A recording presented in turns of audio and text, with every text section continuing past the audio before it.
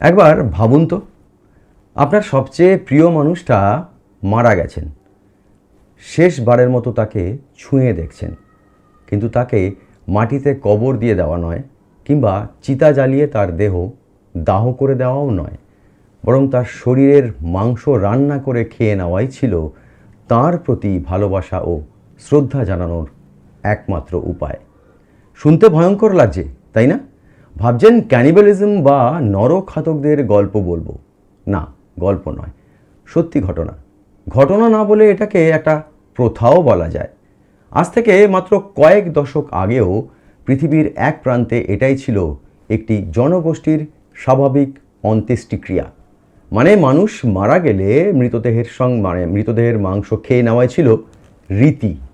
আর সেই রীতি ওই জনগোষ্ঠীর মানুষদের ঠেলে দিয়েছিল ভয়ঙ্কর এক পরিণতির দিকে। আসুন চোখ রাখি সম্পূর্ণ ভিন্ন ধরনের এক খবরের দিকে।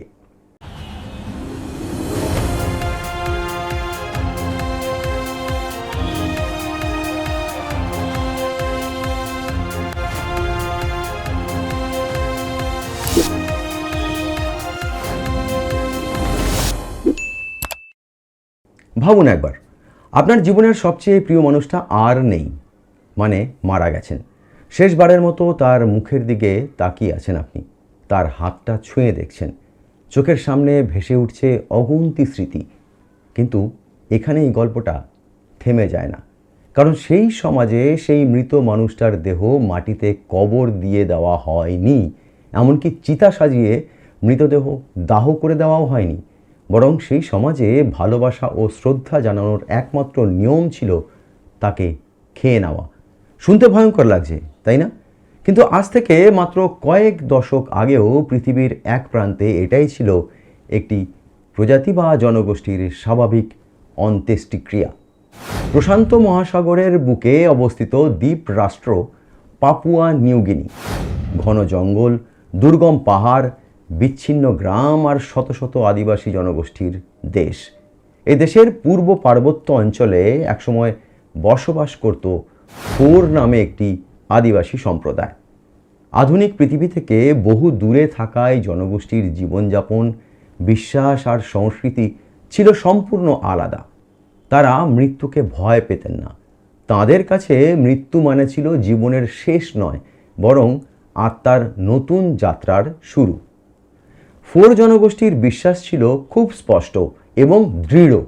তারা মনে করতেন তাদের প্রিয়জনরা মারা যাওয়ার পর তাদের দেহ যদি মাটিতে পুঁতে দেওয়া হয়, অথবা পোকামাকড়, কীটপতঙ্গ এসবের খাদ্য হয়ে যায়, তাহলে তা মৃত মানুষের আত্মার চরম অবমাননা। তাদের ধারণা ছিল মৃত্যুর পরেও মানুষ তার শরীরের সঙ্গে যুক্ত থাকে, আর সেই শরীর যদি নষ্ট হয়ে যায় তবে আত্মা শান্তি পায় না। তাই তারা বিশ্বাস করতেন মৃত মানুষকে তার নিকট আত্মীয়রা যদি ভক্ষণ করে তবেই তিনি প্রকৃত সম্মান পাবেন।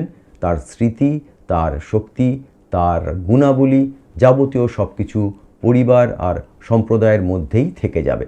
এই বিশ্বাস থেকেই ফোর জনগোষ্ঠীর মধ্যে অন্ত্যেষ্টিক্রিয়ার সময় মৃত মানুষের দেহ রান্না করে খাওয়ার প্রথা চালু ছিল। এই কাজ কোনোভাবে গোপনে বা লুকিয়ে করা হতো না, কিন্তু এটা ছিল একটা সামাজিক অনুষ্ঠান আর কি।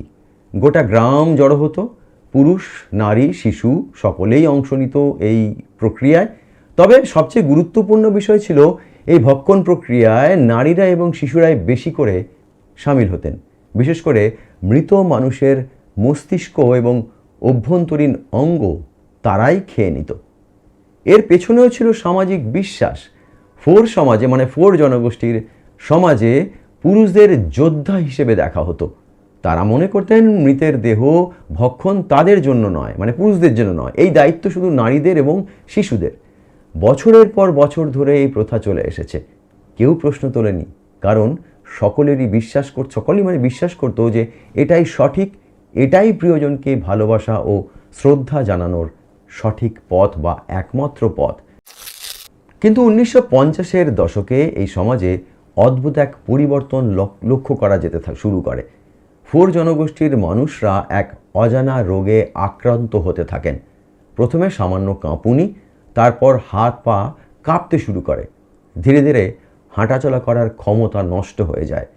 মানুষ অকারণে হাসতে থাকে, আবার হঠাৎ কাঁদতে শুরু করে, কথা জড়িয়ে যায়, শরীরের ওপর নিজের আর কোনো নিয়ন্ত্রণ থাকে না, সব নিয়ন্ত্রণ হারিয়ে ফেলেন।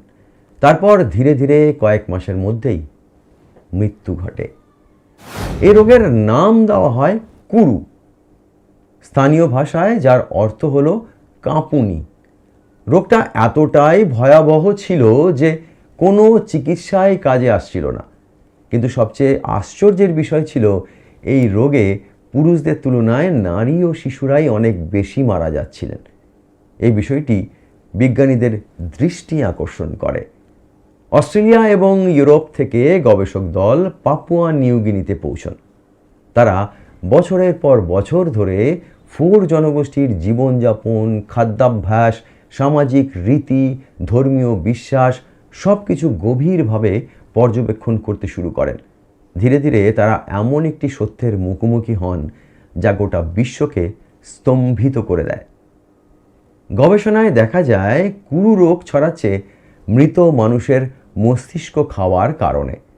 মানুষের মস্তিষ্কে থাকা এক বিশেষ ক্ষতিকর প্রোটিন, যাকে বিজ্ঞানীরা প্রিয়ন বলেন। কুরু রোগের মূল কারণ হলো এই প্রিয়ন। এই প্রিয়ন কোনো ব্যাকটেরিয়া নয়, কোনো ভাইরাসও নয়। তাই সাধারণ কোনো ওষুধে বা অ্যান্টিবায়োটিকে এই রোগ সারার কোনো সম্ভাবনাই ছিল না। এমনকি রেডিয়েশন দিয়েও এই রোগ সারানো যায়নি। এই গবেষণাই প্রথমবার প্রমাণ করে যে মানুষের মধ্যে মানব ভক্ষণ বা এন্ডোক্যানাবালিজম সরাসরি প্রাণঘাতী রোগের জন্ম দিতে পারে। খবর ছড়িয়ে পড়তেই 1960-এর দশকে পাপুয়া নিউগিনি সরকার এই প্রথা নিষিদ্ধ করার সিদ্ধান্ত নেয়। আইন জারি করা হয়, সচেতনতা অভিযান শুরু হয়। মিশনারিরা গ্রামে গ্রামে গিয়ে বোঝাতে থাকেন এই প্রথা ভয়াবহ দিকগুলো, যে কতটা বিপদ লুকিয়ে আছে এই প্রথার পিছনে। ধীরে ধীরে এই রীতি বন্ধ হয়ে যায়, কিন্তু ততদিনে অনেক বেশি দেরি হয়ে গেছে। কারণ কুরু রোগের লক্ষণ অনেক সময় 20 থেকে 30 বছর পরেও কিন্তু প্রকাশ পেত। ফলে দেখা যেত যে প্রথা বন্ধ হয়ে যাওয়ার পরেও, বহু বছর পরেও বহু মানুষ এই রোগে আক্রান্ত হয়ে মারা যাচ্ছেন। আজ ফোর জনগোষ্ঠীর মানুষ এই প্রথা আর মানেন না। তারা জানেন এই বিশ্বাস তাদের ভয়াবহ ভুল পথে নিয়ে গিয়েছিল। তবুও নৃতত্ত্ববিদরা বলেন যে এই প্রথাকে বর্বরতা বলে উড়িয়ে দেওয়া সহজ, কিন্তু এই প্রথাকে বোঝা বা অনুভব করা কঠিন। কারণ এর পেছনে ছিল ভালোবাসা, বিশ্বাস, গভীর শোক আর প্রিয়জনকে হারানোর অসহায়তা। পাপুয়া নিউগিনির এই গল্প আমাদের একটা বড় শিক্ষা দিয়ে যায়। বিশ্বাস মানুষের সমাজ গড়ে তুলতে পারে, আবার সেই বিশ্বাসই মানুষকে ধ্বংসের দিকেও ঠেলে দিতে পারে। আজ এই প্রথা ইতিহাস হয়ে গিয়েছে, কিন্তু প্রশ্নটা থেকেই যায়, ভালোবাসার নামে মানুষ আর কত দূর যেতে পারে। আজ এই পর্যন্তই। বিটুইন দ্য লাইন্স উইথ চিনুতে আবার দেখা হবে এই রকমই ভিন্ন ধরনের খবরের চুলচেরা বিশ্লেষণ নিয়ে। ভালো লেগে থাকলে চ্যানেলটি সাবস্ক্রাইব করতে পারেন আর নোটিফিকেশন সেটিংস অন করতে ভুলবেন না। আজকের মতো বিদায় নিচ্ছি, আবার দেখা হবে। নমস্কার।